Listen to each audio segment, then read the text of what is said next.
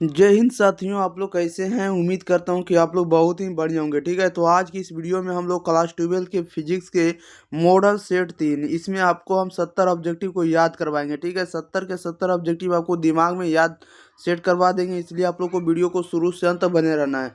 और साथ ही साथ अगर वीडियो को एक बार शेयर नहीं किए तो वीडियो को शेयर कर दिएगा। चैनल को सब्सक्राइब नहीं किए हैं तो चैनल को भी आप लोग जरूर सब्सक्राइब कर दिएगा। ठीक है, फिजिक्स के जितने भी मॉडल पेपर हम आपको करवाएंगे उतना आप लोग जरूर पढ़ कर जाइएगा, क्योंकि इससे बाहर आपको नहीं रहने वाला है। तो इस वीडियो में हम आपको बता देते हैं कि टोटल मिला के हम आपको 70 ऑब्जेक्टिव कराएंगे। ठीक है, और तीसरा मॉडल सेट ये है, हम आपको 5 मॉडल पेपर कराने वाले हैं। मॉडल सेट 5 को करवाएंगे तो आप लोग सभी पढ़ लीजिएगा। ठीक है, 5 सेट को हम करवाने वाले हैं। तो चलिए तो स्टार्ट करते हैं। देखिएगा, इसमें से आपको खंड आ में आपको वस्तुनिष्ठ प्रश्न रहेगा दिया हुआ, जिसमें 1 से 70 प्रश्न रहेगा, 4 विकल्प रहेगा, जिसमें से एक सही उत्तर होगा। सही उत्तर को आपको ओमआर शीट में चिन्हित करना है और 35 प्रश्नों का आपको एग्जाम में आपको ओमआर शीट में अंकित करके आना है। यदि परीक्षार्थी 35 से अधिक प्रश्नों के उत्तर देते हैं तो प्रथम 35 प्रश्नों का ही जांच होगी। 35 प्रश्न का अगर ज़्यादा देते हैं उत्तर तो केवल 1 से लेकर 35 तक जहाँ गिनती होगा वहीं तक आपको जांच होगा, फालतू का जांच नहीं होगा। ओके, इसलिए आप लोग को जो सही रहेगा वही आपको उत्तर देना है। इसमें से 35 क्वेश्चन आपको बनाना है, एक क्वेश्चन के लिए 1 नंबर, तो 35 अंक यहाँ से आप लोग को मिलने वाला है। चलिए तो स्टार्ट करते हैं। आप लोग 4 से 5 सेकंड के अंदर इसका आंसर कमेंट बॉक्स के अंदर बताइएगा। क्वेश्चन नंबर 1 में कह रहा है कि इलेक्ट्रॉन का विशिष्ट आवेश होता है। तो इलेक्ट्रॉन का विशिष्ट आवेश कितना होता है? तो इलेक्ट्रॉन का विशिष्ट आवेश होता है 1.8 गुने 10 के पावर 11 कूलम प्रति केजी होता है। 1.8 गुने 10 के पावर 11 कूलम प्रति केजी। क्वेश्चन नंबर 2 में कह रहा है कि विद्युत क्षेत्र में किसी द्विध्रुव को घुमाने पर किया गया कार्य क्या होता है? बताइएगा। किसी विद्युत द्विध्रुव में विद्युत क्षेत्र में किसी द्विध्रुव को घुमाने में किया गया कार्य क्या होता है? तो ये होता है कार्य बराबर यानी डब्ल्यू बराबर होता है एम ई इंटू 1 माइनस में cos theta. M E into क्या होता है 1 माइनस में कॉस थीटा। राइट आंसर आपका बी हो जाएगा। क्वेश्चन नंबर 3 में कह रहा है किसी माध्यम का आपेक्षिक परावैद्युत का मान क्या होता है? किसी माध्यम का आपेक्षिक परावैद्युता का मान क्या होता है? तो इसका मान होता है 8, क्या होता है 8 आर होता है। क्या हो जाएगा 8 आर हो जाएगा, यानी 8 प्रतिरोध के बराबर होता है। नेक्स्ट क्वेश्चन के लेते हैं क्वेश्चन नंबर 4 नंबर की ओर। कह रहा है कि संधारित्रों के समानांतर संयोजन में जो राशि प्रत्येक संधारित्र के लिए समान रहती है वह क्या है? बताइएगा। कह रहा है कि संधारित्रों के समानांतर संयोजन में जो राशि प्रत्येक संधारित्र के लिए समान रहती है वह क्या होती है? तो वह आपका विभवांतर। राइट आंसर आपका सी हो जाएगा। 5 में कह रहा है कि एक तार का प्रतिरोध Q है, इसे खींचकर व्यास आधा कर दिया जाता है, तो तार का प्रतिरोध क्या हो गया? तो तार का प्रतिरोध दुगना हो जाएगा। राइट आंसर आपका क्या हो जाएगा 2R हो जाएगा। क्वेश्चन नंबर 6 कह रहा है वायु में रखे गोलीय चालक की धारिता समानुपाती होती है। गोले की किसके होंगे? बताइएगा। वायु में रखे गोलीय चालक की धारिता समानुपाती होती है गोले की त्रिज्या के। राइट आंसर आपका बी हो जाएगा। नेक्स्ट क्वेश्चन, क्वेश्चन नंबर देखिए 7 नंबर की ओर। 7 नंबर में कह रहा है कि यदि समरूप विद्युत क्षेत्र यहाँ पर लिखा हुआ है क्या है? यहाँ पर है एक्स कर दिया। क्या कर दिएगा? एक्स। यदि समरूप विद्युत क्षेत्र एक्स अक्ष की दिशा में है तो समविभव का मान हो क्या होगा? हमेशा याद रखिएगा कि 3 समविभव क्षेत्र होगा, एक्स वाई जेड होगा। अगर आपको एक्स विद्युत क्षेत्र में पूछेगा, एक्स अक्ष के डायरेक्शन में पूछेगा, तो जो बचेगा वो आंसर हो जाएगा बाई जेड हो जाएगा। तो इसका आंसर हो जाएगा बाई जेड तल हो जाएगा। अगर बाई अक्ष की दिशा में रहता तो एक्स जेड तल हो जाएगा। अगर आपको जेड रहेगा तो एक्स वाई तल आप लोग को आंसर लगाना होगा। नेक्स्ट क्वेश्चन, क्वेश्चन नंबर देखिएगा 8 नंबर की ओर। कह रहा है कि विद्युतशीलता का मात्रक होता है। तो विद्युतशीलता का मात्रक क्या होता है? विद्युतशीलता का मात्रक होता है कूलम स्क्वायर प्रति न्यूटन प्रति वर्ग मीटर होता है। कूलम स्क्वायर प्रति न्यूटन प्रति वर्ग मीटर। 9 में कह रहा है मीटर। कह रहा है मीटर सेतु की तार बनी होती है। मीटर सेतु की तार जो बनी होती है तांबा का। राइट आंसर ए हो जाएगा। 10 में कहा चुंबकीय प्रेरण बी तथा चुंबकन की तीव्रता एम के बीच संबंध क्या होता है? बताइएगा। चुंबकीय प्रेरण बी तथा चुंबकन की तीव्रता एम के बीच संबंध क्या होगा? तो ये होगा आपको बी बराबर mu naught into H plus में एच प्लस एम होगा। क्वेश्चन नंबर देखिएगा 11 नंबर में। 11 नंबर में कह रहा है कि दो समानांतर दर्पण के बीच रखी एक वस्तु की प्रतिबिंब की संख्या क्या होगी? दो समानांतर दर्पण के बीच रखी एक वस्तु की प्रतिबिंब की संख्या का मान क्या होगा? तो प्रतिबिंब आपको 3 बनेगा। देखिए सुनिए, ये थोड़ा क्या है ना, कह रहा है दो समानांतर दर्पण के बीच रख देंगे तो इसमें कितने प्रतिबिंब बनेंगे, तो प्रतिबिंब की संख्या अनंत होगी। ओके, याद रखिएगा। चलिए, अगर कहीं कोण देता तो आप लोगों को बता सकते थे कि इसका एग्जैक्ट मान निकलेगा। अगला 12 में करा किसी गोलीय दर्पण का पार्श्वीय आवर्धन क्या हो, तो डेल्टा हो, ठीक है ना। तो अनुदैर्ध्य आवर्धन का मान क्या होगा, तो अनुदैर्ध्य आवर्धन का मान क्या होगा, तो आपको मीटर स्क्वायर होगा। नेक्स्ट क्वेश्चन लेते हैं। क्वेश्चन नंबर देखिएगा आप लोग सीधे 13 नंबर की ओर। चलिए, 13 नंबर में क्या कह रहा है, 13 नंबर में कह रहा है अगर किसी प्रकाश का किसी दो माध्यमों में तरंगदैर्घ्य लैम्डा नोट तथा लैम्डा वन हो, ठीक है ना, तो अस्नील का नियम क्या होगा, तो अस्नील का नियम होता है साइन आई बटे साइन आर बराबर आपको होता है म्यू टू बटा म्यू वन होता है, यही ना होता है। तो ये हो जाएगा आपको लैम्डा टू बटा लैम्डा वन हो जाएगा। चलिए नेक्स्ट क्वेश्चन लेते हैं प्यारे साथियों। क्वेश्चन नंबर देखिएगा आप लोग 14 नंबर की ओर। 14 नंबर में देखिए आप लोगों से क्या प्रश्न पूछ रहा है। 14 नंबर में कह रहा है किस कारण से वायु का बुलबुला पानी में चमकता है, किस कारण से वायु का बुलबुला पानी में चमकता है, तो पूर्ण आंतरिक प्रवातन के कारण। राइट आंसर सी हो जाएगा। 15 में कह रहा है दो उत्तल लेंस परस्पर संपर्क में समतुल्य लेंस का मान क्या होगा, तो समतुल्य लेंस का मान उत्तल लेंस होगा। क्वेश्चन नंबर 16 में कह रहा है जब कोई श्वेत प्रकाश किरण किसी प्रिज्म से गुजरती है तो किस रंग के लिए विचलन कोण का मान सबसे अधिक होगा, किस रंग के लिए विचलन कोण का मान सबसे अधिक होगा, तो बैगनी के लिए। राइट आंसर आपका बी हो जाएगा। क्वेश्चन नंबर देखिए 17 नंबर की ओर। 17 में कह रहा है क्यू त्रिज्या वाला गोलीय संधारित्र की धारिता क्या होगी, क्यू त्रिज्या वाला गोलीय संधारित्र की धारिता का मान क्या होगा, तो ये होगा सी बराबर होता है 1/4 पाई एप्सिलॉन नॉट क्यू बटा आर स्क्वायर हो जाएगा। क्वेश्चन नंबर देखिए 18। कह रहा है विद्युत द्विध्रुव के कारण अक्षीय तथा निराक्षीय स्थितियों में विद्युत क्षेत्र की तीव्रता का अनुपात क्या होगा, विद्युत क्षेत्र की तीव्रता का अनुपात 2:1। Right answer 2:1। Right answer B हो जाएगा। नेक्स्ट क्वेश्चन नंबर देखिए 19 नंबर की ओर। 19 नंबर में कह रहा आवेश का पुनर्वितरण में क्षय होता, आवेश में पुनर्वितरण में क्षय होगा, किसका क्षय होगा, तो ऊर्जा का होता। राइट आंसर बी हो जाएगा। 20 में कह रहा है कि समान प्रतिरोध वाले प्रतिरोधों का श्रेणी क्रम तथा समानांतर क्रम संयोजन में से प्राप्त समतुल्य प्रतिरोधों का अनुपात का मान क्या होगा, इसका अनुपात का मान होगा n स्क्वायर होगा। क्वेश्चन नंबर देखिएगा आप लोग 21 नंबर की ओर। 21 नंबर में देखिए क्या कह रहा है, कह रहा है कि यदि एक विद्युत द्विध्रुव बंद सतह से घिरा हुआ है तो बंद सतह पर विद्युत फ्लक्स का मान क्या होगा, बंद सतह में विद्युत फ्लक्स का मान 0 होगा। 22 नंबर में कह रहा है कि टेंजेंट गैल्वेनोमीटर अधिकतम सुग्राही होता है, टेंजेंट गैल्वेनोमीटर अधिकतम सुग्राही होता है जब विक्षेप कोण होता है, जब विक्षेप कोण का मान कितना लिया जाता है, पाई/2 लिया जाता है, 90 लिया जाता है, 90 डिग्री। क्वेश्चन नंबर 23 में कह रहा है कि चोक कुंडली का शक्ति गुणांक क्या होता है, बताइएगा। चोक कुंडली का शक्ति गुणांक क्या होता है, तो 0 होता है, याद रखिएगा। क्वेश्चन नंबर 24 में कह रहा है कि समान वेग से चलता आवेश उत्पन्न करता है, समान वेग से चलता आवेश उत्पन्न करता, क्या उत्पन्न करता है, या चुंबकीय क्षेत्र उत्पन्न करता है। नेक्स्ट क्वेश्चन लेते हैं। क्वेश्चन नंबर देखिए आप लोग 25 नंबर की ओर।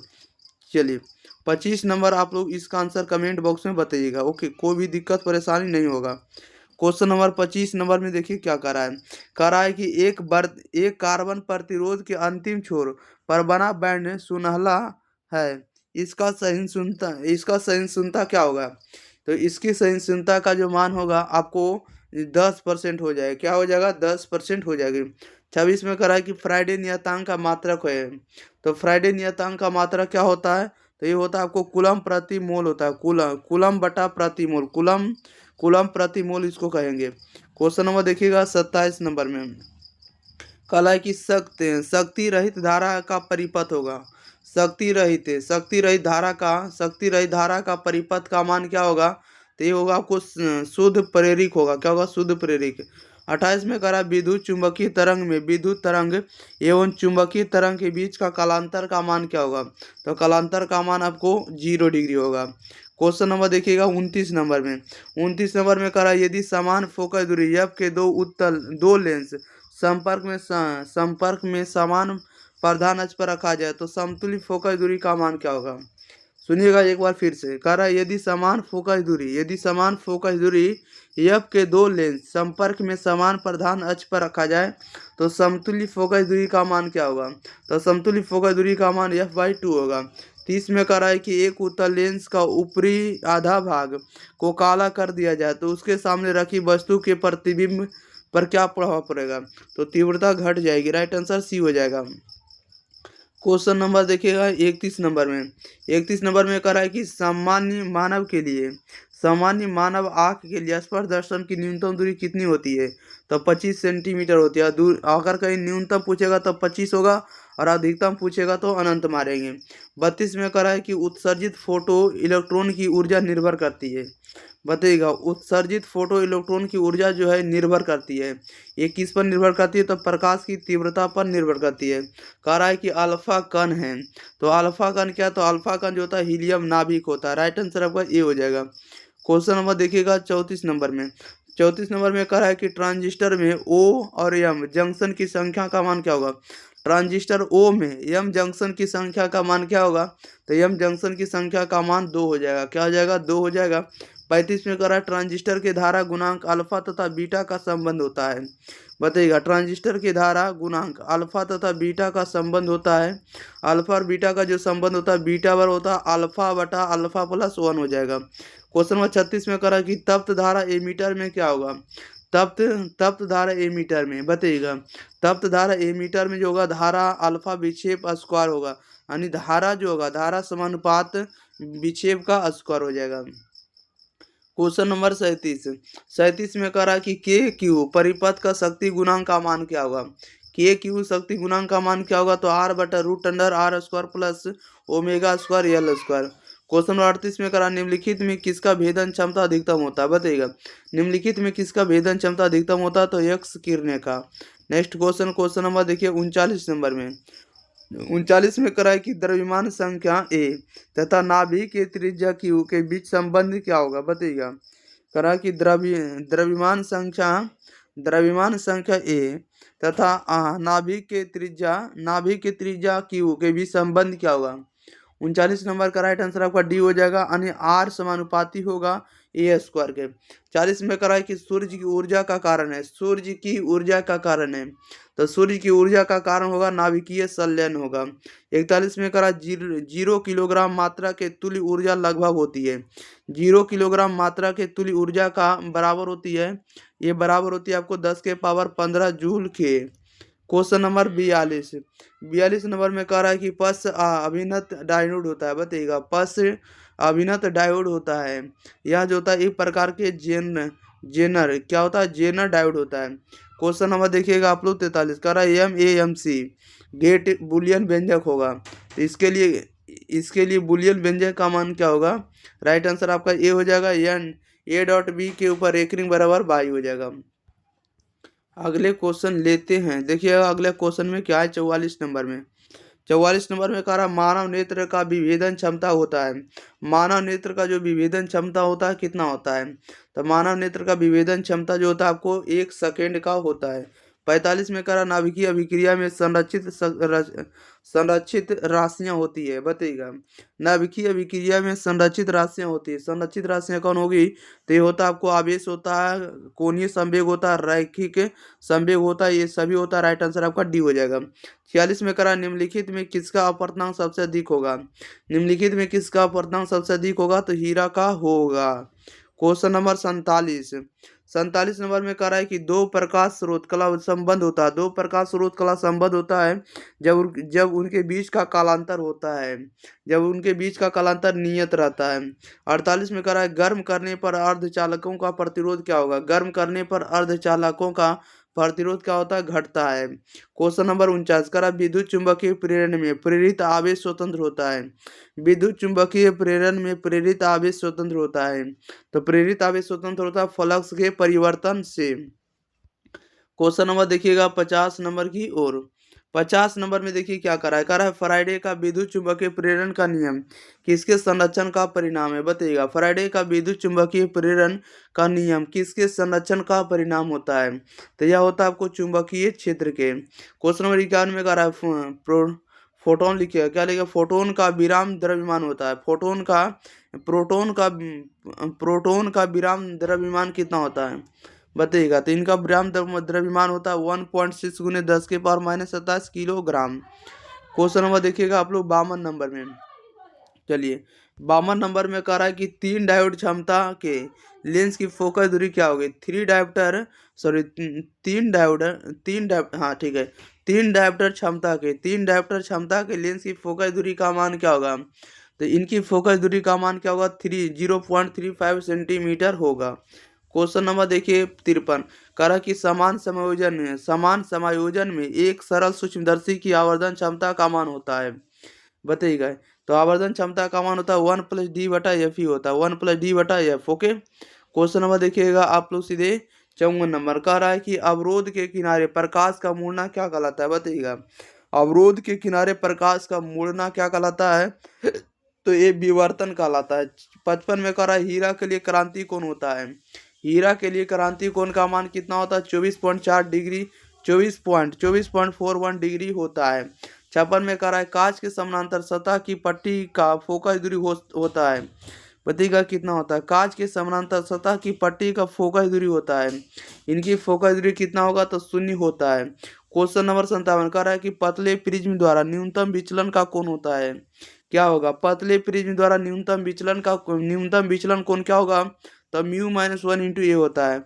पतले प्रिज्म द्वारा न्यूनतम विचलन का कोण होता है μ-1 × A होता है।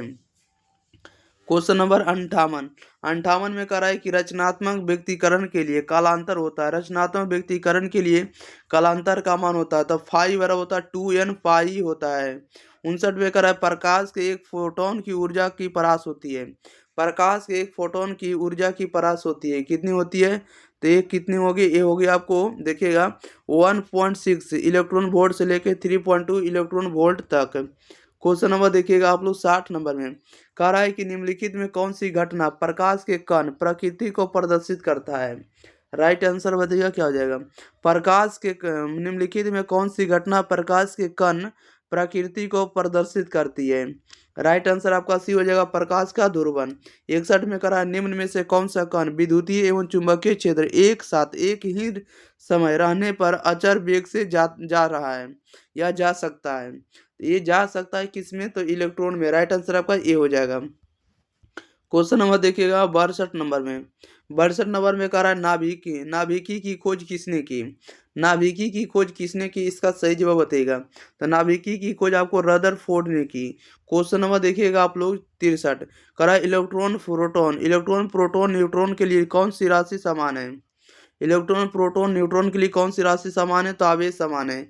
64 में कह रहा है कि एक प्रत्यावर्ती धारा का समीकरण के <4 आर आर चलिए इसको छोड़ दिएगा, ये बहुत लिख दिया है, ठीक है ना। और यहाँ विद्युत धारा की आवृत्ति बताना है आपको, के का मान अगर <4 है तो आवृत्ति आवृत्ति आवृत्ति बताना, धारा की आवृत्ति का मान क्या होगा, तो आवृत्ति का मान होगा 50 पाई हो जाएगा। अगला नंबर क्वेश्चन नंबर 65 में कह रहा है कि जर्मेनियम का बैंड अंतराल डी में क्या होगा, जर्मेनियम का बैंड अंतराल डी में क्या होगा, तो इसका राइट आंसर आपका क्या हो जाएगा बताइएगा। ये हो जाएगा आपको 0 इलेक्ट्रॉन वोल्ट हो जाएगा। 66 में कह रहा है यदि धातु का कार्यफलन 1 से लेके 7 डी है तो देहली तरंगदैर्घ्य का मान क्या होगा, तो देहली तरंगदैर्घ्य का मान आपको 4433 एंगस्ट्रॉम होगा, यानी 4433 एंगस्ट्रॉम होगा। नेक्स्ट क्वेश्चन ले लेते हैं, क्वेश्चन नंबर देखिएगा अगले नंबर की ओर। चलिए क्वेश्चन नंबर 67 नंबर की ओर आप लोग देखिएगा, क्या है 67 नंबर में कह रहा है कि ट्रांसफार्मर के क्रोड को परतदार किस लिए रखा जाता है बताइएगा। ट्रांसफार्मर के क्रोड को परतदार किस लिए रखा जाता है, तो यह रखा जाता है ऊर्जा क्षय कम करने के लिए। क्वेश्चन नंबर 68 का रहा है लेजर क्रिया के लिए आवश्यक होता है, लेजर क्रिया के लिए आवश्यक होता है तो उच्च ताप के लिए। 69 में कह रहा है किसी अर्धचालक का तापमान गुणांक का मान क्या होता है बताइएगा। किसी अर्धचालक का तापमान गुणांक का मान क्या होगा, तो ये आपको ऋणात्मक होता है, क्या होता है, ऋणात्मक। क्वेश्चन नंबर 70 नंबर में कह रहा है एक रेडियो एक्टिव तत्व की अर्ध आयु 0.5 वर्ष है, ठीक है ना, तो उसकी मध्य आयु का मान क्या होगा, माध्य आयु का मान क्या होगा, तो इसकी मध्य आयु का मान क्या होगा, ये होगा 2400 वर्ष होगा, क्या होगा 2400 वर्ष। चलिए, तो इस वीडियो में जितना आपको ऑब्जेक्टिव था सभी ऑब्जेक्टिव कंप्लीट कर दिए। तब तक के लिए आप लोग वीडियो को शेयर कर दिएगा। अगर आप लोग चैनल को सब्सक्राइब नहीं किए प्यारे साथियों तो सब्सक्राइब कर लिएगा। आपको फिजिक्स के भी 5 सेट आपको मिलने वाला, हिंदी के भी 5 सेट मिलेगा, केमिस्ट्री का भी, बायोलॉजी के भी, अनिस और इसके बाद जो भी आपको सब्जेक्ट होगा सभी के 5-5 सेट मिलने वाला, ठीक है, मैथ से लेके इंग्लिश तक। चलिए, तो आप लोग सब्सक्राइब कर लीजिएगा चैनल को, वीडियो को आप लोग शेयर कर दिएगा। अब बताइएगा कि रमेश सर का कंटेंट एग्जाम प्री पर आप लोगों को कैसा लग रहा है। Thank you for watching this video, धन्यवाद।